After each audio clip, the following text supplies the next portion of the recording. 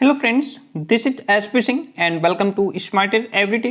प्यारे दोस्तों, बात करेंगे CSJM यूनिवर्सिटी कानपुर की, ठीक है, जिसमें बीएड फोर्थ सेमेस्टर में जो पेपर फर्स्ट है आपका, उसमें हम लोगों ने इससे पहले चैप्टर 1 to 4 सुपर 55 क्वेश्चन का कलेक्शन कर चुके हैं। आज के इस क्लास में हम लोग चैप्टर 5 से 9 तक यानी कि चैप्टर वाइज MCQs का कलेक्शन हम आपको दे रहे हैं। हम लोग क्वेश्चंस डिस्कस कर रहे हैं, एग्जाम के पॉइंट ऑफ व्यू से बहुत ही इंपॉर्टेंट क्वेश्चंस है। आज हम लोग 51 क्वेश्चंस डिस्कस करेंगे, एक से बढ़कर के एक क्वेश्चंस होंगे एंड टॉपिक वाइज होंगे। सबसे बड़ी बात यह है कि चैप्टर वाइज क्वेश्चंस होंगे, ठीक है। तो आइए शुरू करते हैं। जैसे आपका जो पेपर फर्स्ट है उसका नाम है भारत में शिक्षा प्रणाली का विकास एवं इसकी चुनौतियां, इंग्लिश में development of education system in India and it's challenges कहते हैं, ठीक है। एंड इसमें चैप्टर आपका जैसा कि मैंने बताया 1 to 4, कल हम लोगों ने 4 चैप्टर के MCQs कर लिए थे जिसमें शायद 55 MCQs थे, ठीक है। और आज के इस क्लास में जब हम लोग ये 4 चैप्टर कंप्लीट करेंगे, यूनिट सेकंड पूरी कंप्लीट करेंगे, तो इसमें हमारे टोटल 51 MCQs रहने वाले हैं। चैप्टर 5 है, चैप्टर 5 का नाम आपका क्या है, भारत में ब्रिटिश शिक्षा प्रणाली। आइए समझते हैं। पहला क्वेश्चन इसमें क्या है, मिशनरियों का मुख्य उद्देश्य क्या था। भारतवासियों को अपने धर्म का अनुयायी बनाना, यानी कि जो भारतवासी थे, भारत के जो लोग थे, वे उनके धर्म के अनुयायी बने, उनके धर्म को माने, पूजें, है ना। यूरोपीय ढंग की शिक्षा संस्था खोलना था, जिस तरीके से यूरोपीय शिक्षा संस्थाएं थी उसी प्रकार की शिक्षा संस्थाएं भारत में भी खोली जाएं। दोनों बातें सही हैं, इसमें से कोई भी बात सही नहीं है डियर फ्रेंड। जो मिशनरीज थे उनका मुख्य उद्देश्य था कि जो भारतवासी हैं उनको हम अपने धर्म का अनुयायी बना लें, ठीक है। भारतवासियों को अपने धर्म का अनुयायी बनाना मिशनरियों का प्रमुख उद्देश्य था। आपके पास जो वन लीनियर कंटेंट है हमारा पेड स्टूडेंट्स के पास, उसमें देखिए यहाँ पे पॉइंट लिखा हुआ है, सर्वप्रथम भारत में अंग्रेजी शिक्षा एवं शासन की आधारशिला सन 1613 ईस्वी में रखी गई। मिशनरियों का मुख्य उद्देश्य भारतवासियों को अपने धर्म का अनुयायी बनाना था। जो स्टूडेंट्स इन क्वेश्चंस को, इन वन लाइनर को अच्छे से पढ़ लेगा वो डेफिनेटली बहुत अच्छा पेपर करेगा। मिशनरियों को भारत में आधुनिक शिक्षा का प्रवर्तक माना जाता है, किनको, मिशनरियों को, ठीक है। क्वेश्चन नंबर 2 कहता है यूरोपीय जातियों में सर्वप्रथम भारत में प्रवेश करने वाले डैश कौन थे, डच, पुर्तगाली, डेन या फिर फ्रांसीसी। 4 ऑप्शन आपके सामने हैं। राइट इसमें क्या हो जाएगा, पुर्तगाली। यूरोपीय जातियों में सर्वप्रथम भारत में प्रवेश करने वाले पुर्तगाली थे। कौन, पुर्तगाली थे। सीरमपुर त्रिमूर्ति के नाम से प्रसिद्ध थे। कौन, कैरे, वॉर्ट, मॉर्समैन या फिर ये तीनों ही। पॉइंट लिखा हुआ है देखिए, बंगाल के सीरमपुर के 3 देसाई मिशनरी, बंगाल के सीरामपुर के 3 देसाई मिशनरी, कैरे, वार्ड और मॉर्समैन, ये तीनों सीरमपुर त्रिमूर्ति के नाम से प्रसिद्ध थे। इनको सीरमपुर त्रिमूर्ति कहा जाता था। इसका मतलब है यहाँ पे ऑप्शन नंबर जो डी है आपका वह राइट हो जाएगा। चार्ल्स ग्रांट ने पुस्तक ग्रेट ब्रिटेन के एशियाई प्रजाजनों की सामाजिक स्थिति पर विचार कब प्रकाशित की। तो चार्ल्स ग्रांट की जो ये पुस्तक है, नाम क्या है, ग्रेट ब्रिटेन के एशियाई प्रजाजनों की सामाजिक स्थिति पर विचार, कब प्रकाशित की गई, यह आपकी 1792 में प्रकाशित की गई। यानी कि ऑप्शन नंबर यहाँ पे जो सी है वह आपका राइट हो जाता है। हम बढ़ते हैं नेक्स्ट क्वेश्चन की तरफ। कलकत्ता मदरसा की स्थापना कब हुई थी। क्वेश्चन नंबर 5 कहता है कलकत्ता मदरसा की स्थापना कब हुई, 1781 में, 1782 में, 1783 में या 84 में। 4 ऑप्शन आपके सामने हैं। राइट क्या होगा, कलकत्ता मदरसा की स्थापना जो है डिफरेंट वह आपकी 1781 में हुई। यानी कि यहाँ पे ऑप्शन जो ए है वह आपका राइट हो जाएगा। क्वेश्चन इज 1813 के आज्ञा पत्र की धारा डैश में वर्णित शब्दों साहित्य और भारतीय विद्वान, भारतीय भाषा व निवासी आदि की स्पष्ट व्याख्या नहीं की गई थी। कौन सी धारा में स्पष्ट व्याख्या नहीं की गई थी, तो इसमें जो धारा है आपकी वह 43 से 1813 के आज्ञा पत्र की धारा 43 में जो शब्द वर्णन है जिनका साहित्य, भारतीय विद्वान, भारतीय भाषा और निवासी आदि की स्पष्ट व्याख्या नहीं की गई। सन 1813 के राजपत्र में शैक्षिक विकास के लिए डैश धनराशि की पेशकश की गई थी। कितनी धनराशि की पेशकश की गई थी? 1,00,000 रुपए। कितनी? 1,00,000। 1813 के राजपत्र में शैक्षिक विकास के लिए 1,00,000 रुपए धनराशि की पेशकश की गई थी। क्वेश्चन नंबर 8 इज 1813 के आज्ञा पत्र के आगमन से देशी पाठशालाओं के पतन के क्या कारण थे? इनके पतन के क्या कारण थे? नंबर 1 तो पाठ्यक्रम में व्यवहारिकता का अभाव था। अनुशासन के नाम पर देशी शिक्षा संस्थाओं में कठोर दंड दिया जाना भी एक पतन का कारण रहा। जातिवाद जैसी सामाजिक कुरीतियां थी, यह भी पतन का एक कारण रहा। इसलिए ऑप्शन नंबर जो डी है वह आपका राइट हो जाएगा। एंड हम नेक्स्ट क्वेश्चन की तरफ बढ़ जाएंगे। क्वेश्चन नंबर 9 कहता है प्राच्य पाश्चात्य विवाद में प्राच्यवादी दल का नेतृत्व कर रहे थे कौन? ST. Prinsep, William Bentinck, Macaulay या फिर लॉर्ड रिपन? कौन कर रहे थे?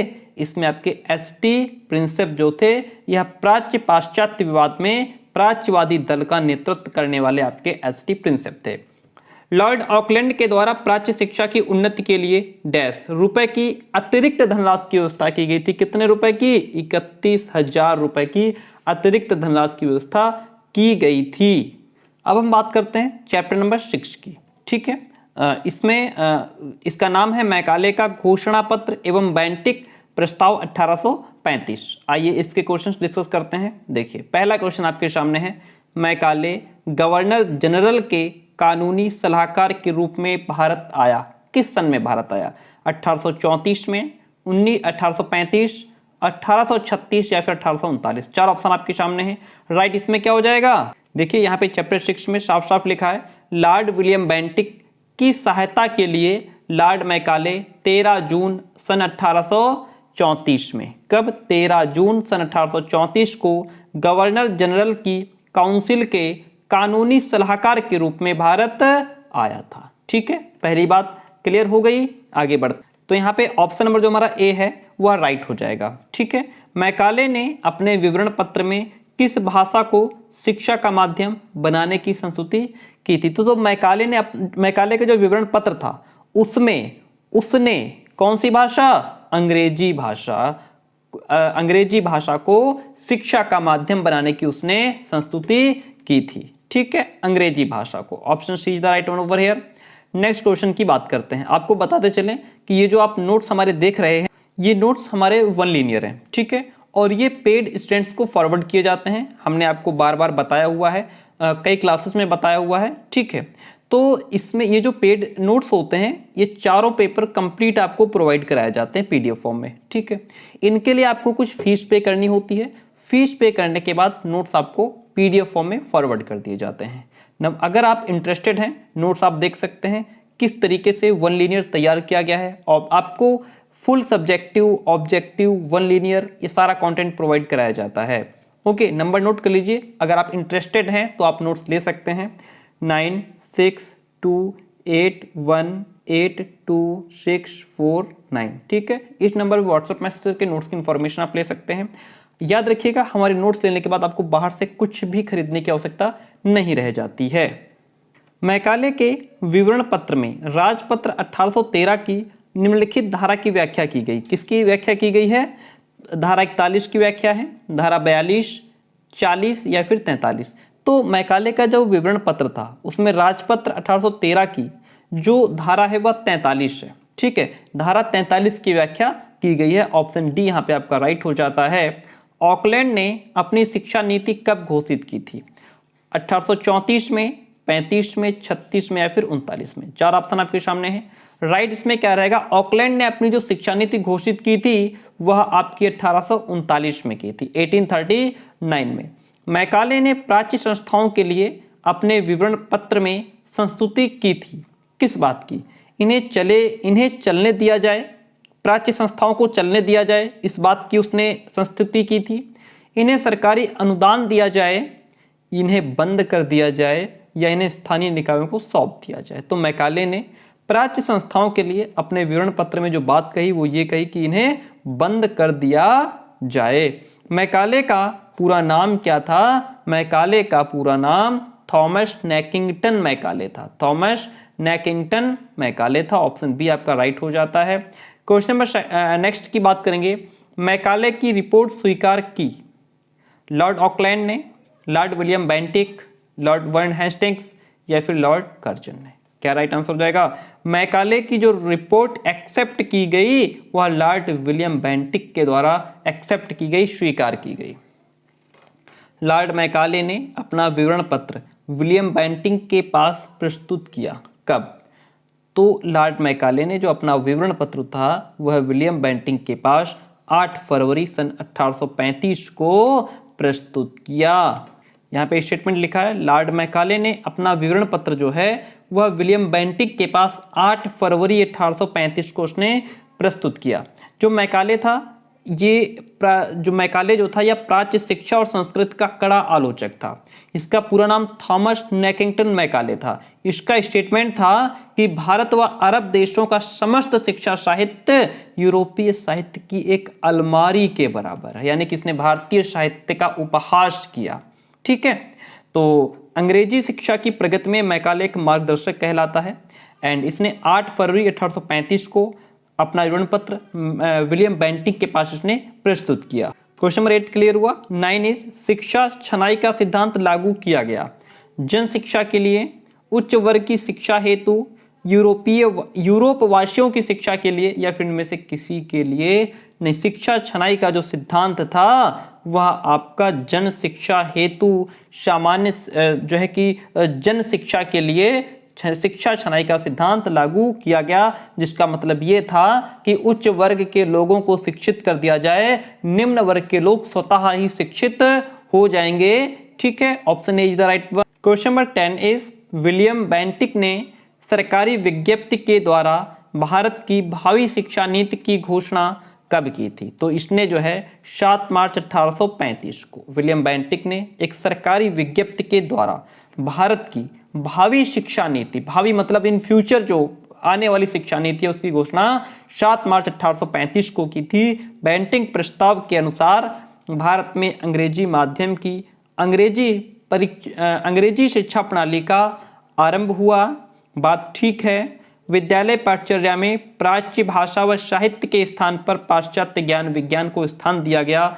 ये भी बात सही है, इसलिए हम ऑप्शन नंबर सी के साथ चले जाएंगे और बात दोनों यहाँ पे राइट हो जाते हैं। अब हम बात करेंगे चैप्टर नंबर 7 की, जिसका नाम है एडम की रिपोर्ट एवं इसकी अनुशंसाएं, यानी कि यहाँ पे अब हम लोग एडम की रिपोर्ट को डिस्कस करेंगे। पहला क्वेश्चन आपके सामने है, विलियम एडम को डैश भारत के governor general Lord William Bentinck के द्वारा कब नियुक्त किया गया, किस सन में नियुक्त किया गया? तो विलियम एडम को 1835 में भारत के governor general Lord William Bentinck के द्वारा नियुक्त किया गया। याद रखिएगा 1835 में। Option A is the right one over here. And next question is Adam ने प्रतिवेदन प्रस्तुत किए थे कितने? एक प्रतिवेदन यानी एक रिपोर्ट प्रस्तुत की थी, 2, 3 या 4? आप सबको पता है एडम ने 3 रिपोर्ट प्रस्तुत की थी। कितनी रिपोर्ट? 3 रिपोर्ट प्रस्तुत की थी। ठीक है, एडम ने दूसरी रिपोर्ट प्रस्तुत कब की? 1935 में, 36 में, 37 में या फिर 38 में? क्या हो जाएगा? तो एडम ने जो अपनी दूसरी रिपोर्ट प्रस्तुत की थी वह 1836 में उसने प्रस्तुत की थी, जो कि इसमें ऑप्शन नहीं है। 1936 गलत है, यहाँ पे 1836 होना चाहिए था। ये भी गलत है, ये भी गलत है। एडम ने अपनी दूसरी रिपोर्ट जो है वह दिसंबर 1836 में प्रस्तुत की थी। ठीक है, दिसंबर 1836 याद रखिएगा। नेक्स्ट क्वेश्चन कहता है, question number 4 is Lord William Bentinck ने शिक्षा व्यवस्था का सर्वेक्षण करने के लिए एडम को कमिश्नर के रूप में नियुक्त किया। ठीक है, इस कार्य के लिए बेंटिक ने एडम को कितने रुपए की धनराशि प्रतिमाह देने का निश्चय किया कि हम कितना रुपए महीने का देंगे? तो उसने कहा हम आपको 1000 रुपए महीने की सैलरी देंगे, आप हमें ये रिपोर्ट ला करके दीजिए, सर्वेक्षण कीजिए। ठीक है, तो बेंटिक ने एडम को 1000 रुपए महीने देने का निश्चय किया था। एडम की जो दूसरी रिपोर्ट थी उसका कार्यक्षेत्र क्या था? उसने अपनी द्वितीय रिपोर्ट में कहाँ की बात की? थानानत्तूर की बात की, मुर्शिदाबाद की बात की, वर्धमान या फिर तिरुहित का उसने विवरण दिया। मैं आपको बताता चलूं, देखिए यहाँ पे एक ही स्टेटमेंट में दोनों क्वेश्चन क्लियर हैं। विलियम एडम ने दिसंबर 1836 को अपनी द्वितीय रिपोर्ट प्रस्तुत की। इस रिपोर्ट में उसने जिला राजाशाही के थाने नत्तूर के शैक्षिक आंकड़े प्रस्तुत किए थे। ठीक है, जो सेकंड रिपोर्ट्स की आई थी उसमें उसने जिला राजाशाही के थाने नत्तूर की बात की है, थाना नत्तूर का विवरण उसने दिया है। इसलिए यहाँ पे ऑप्शन नंबर जो ए है वह आपका राइट हो जाएगा। एडम की शिक्षा योजना भारतीयों के लिए उपयुक्त होते हुए अधूरी थी, ऐसा क्यों? क्योंकि इस योजना में भारतीयों की शिक्षा के उद्देश्य स्पष्ट नहीं थे, इसलिए क्योंकि पाठ्यक्रम का जिक्र नहीं था, सिलेबस नहीं था, ग्रामीण क्षेत्रों में भूमि अनुदान देने वाले व्यक्तियों के विषय में सुनिश्चित नहीं किया गया था, इसलिए। तो ऑप्शन नंबर यहाँ पे डी राइट हो जाएगा, यह सभी कमियां थी। आइए आगे बढ़ते हैं एंड अब हम बात करेंगे चैप्टर 8 की, जिसमें हम वुड का घोषणा पत्र पढ़ने वाले हैं। देखिए पहला क्वेश्चन आपके सामने है। पहला क्वेश्चन कहता है भारत में आधुनिक शिक्षा का बीजारोपण हुआ था, कहां से? सन 1833 के चार्टर से? जी नहीं, भारत में आधुनिक शिक्षा का जो बीजारोपण हुआ वह सन 1813 के चार्टर से हुआ। ठीक है, कहां से? सन 1813 के चार्टर से, यानी कि ऑप्शन नंबर 20 में आपका राइट रहेगा। वुड के घोषणा पत्र में किस शिक्षा स्तर पर विचार किया गया है? पूर्व प्राथमिक, प्राथमिक, माध्यमिक या सभी स्तरों की बात की गई है। तो वुड का जो घोषणा पत्र है, वुड डिस्पैच में पूर्व प्राथमिक शिक्षा हो, प्राथमिक हो या माध्यमिक हो, इन सभी स्तरों की बात की गई है, इन सभी स्तरों पर विचार किया गया है, इसलिए ऑप्शन डी राइट रहेगा। शिक्षा नीति सन 1854 किसने तैयार की थी? शिक्षा नीति सन 1854 जो थी वह चार्ल्स वुड ने तैयार की थी। ठीक है, किसने? चार्ल्स वुड ने। भारत में सर्वप्रथम जन शिक्षा विभागों की स्थापना कहाँ की गई?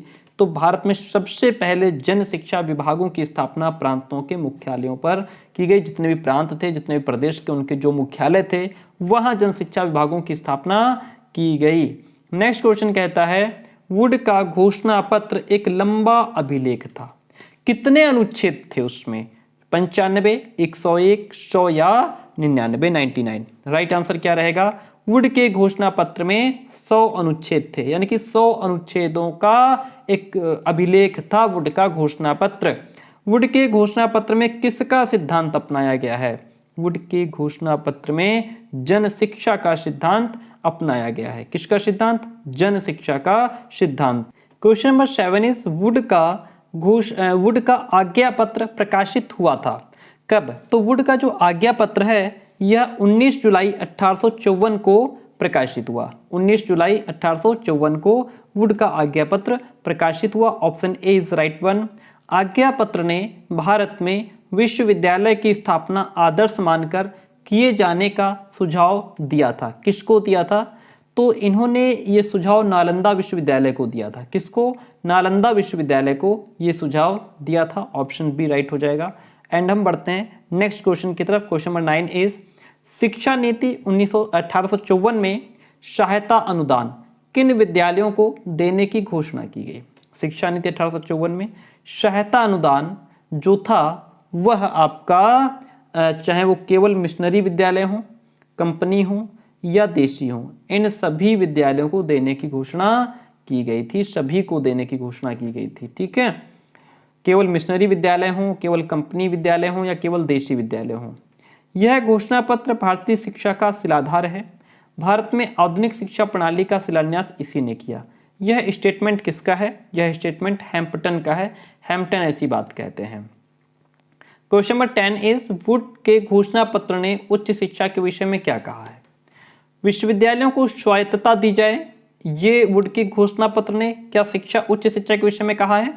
ये विश्वविद्यालय ऑक्सफोर्ड विश्वविद्यालय के अनुरूप स्थापित हों, लंदन विश्वविद्यालय को आदर्श माना जाए या कैम्ब्रिज विश्वविद्यालय के आधार पर स्थापित हों। किसकी बात हुई है? वुड के घोषणा पत्र में उच्च शिक्षा के विषय में यह कहा गया है कि यह लंदन विश्वविद्यालयों को आदर्श मान करके उच्च शिक्षा दी जाए, यानी कि लंदन विश्वविद्यालयों को आदर्श माना जाए।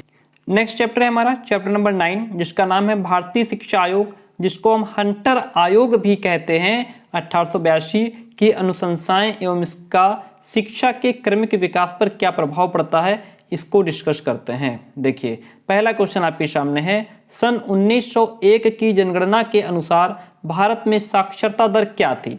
1901 की जनगणना के अनुसार अगर माने तो भारत में जो शिक्षा दर थी वह 10% थी। कितनी? 10%। भारतीय शिक्षा आयोग का गठन किया गया। कब गठन किया गया? तो भारतीय शिक्षा आयोग का गठन जो था वह आपका 3 फरवरी सन 1882 को किया गया। 3 फरवरी सन 1882 को किया गया। Option A is the right one over here. Question number 3 is भारतीय शिक्षा आयोग के अध्यक्ष कौन थे? Lord Ripon, sir William Hunter, Lord Macaulay या फिर लॉर्ड स्टैनले। देखिए आप हंटर आयोग पढ़ रहे हैं तो हंटर आयोग सर विलियम हंटर के नाम पर ही इनको हंटर आयोग कहा जाता है। तो इसको अध्यक्ष कौन थे इसके? Sir William Hunter. इन्हीं के नाम पर इसको हंटर आयोग भी कहते हैं।